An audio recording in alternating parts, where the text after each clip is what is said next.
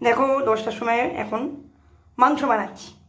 ইচ্ছা হলো খাওয়ার জন্য, এমনি রান্না সবই আছে তাও বানাচ্ছি। মাংসটার মধ্যে নুন হলুদ দিলাম, পেঁয়াজ কাটা হয়ে গেছে, রসুনটাও কেটে রেখেছি, আদাটা ছুলে নিয়েছি, লঙ্কাটা কুচি কুচি করে কেটে নেব।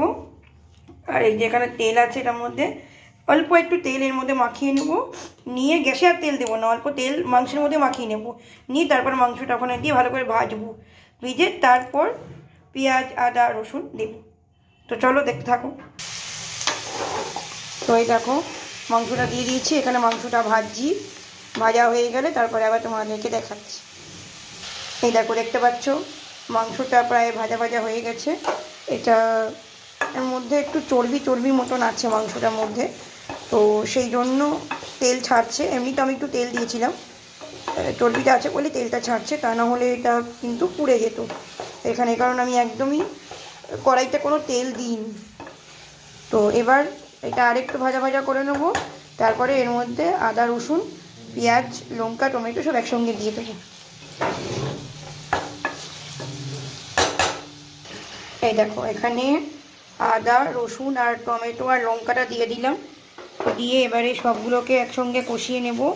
তারপরে এর মধ্যে মশলা দিয়ে দেবো, একটু জিরের গুঁড়ো একটু ধনের গুঁড়ো দিয়ে দেবো, আর লঙ্কার গুঁড়ো আর দেবো না, একটু গোলমরিচের গুঁড়ো দিয়ে দেবো।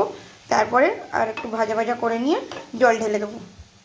দেখো পেঁয়াজ কুড়িটা দিতে ভুলে গেছিলাম, পেঁয়াজটা লম্বা লম্বা করে কেটেছি, তোমরা ছোটো ছোটো করে কাটতে পারো যে যেরকম শেপ চাও। তো পেঁয়াজটা না ভেজে দিয়ে দিলাম। এর মধ্যে এবার সব মশলা মাখিয়ে নিচ্ছি। এটা ধনের গুঁড়োটা দিলাম প্রথমে,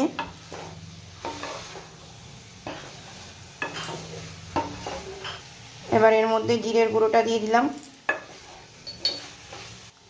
গরম মশলার গুঁড়ো দিয়ে দিলাম অল্প করে, এবার এর মধ্যে গোলমরিচের গুঁড়ো দিলাম। এবার হয়ে গেছে, সব মশলাগুলোকে ভালো করে মিশিয়ে একটু নাড়িয়ে জল ঢেলে দেবো।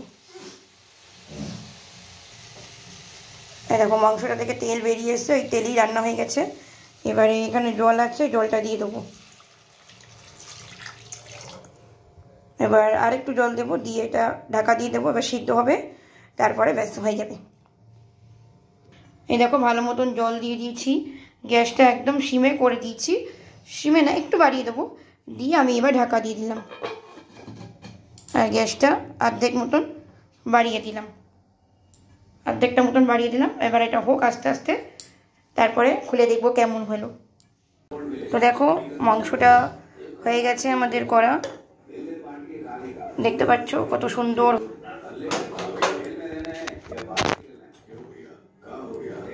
এই দেখো কত সুন্দর হয়েছে জিনিসটা, কি সুন্দর লাগছে ঝোলটা দেখতে। চলো এবার খাওয়ার পালা, রুটি দিয়ে খাবো।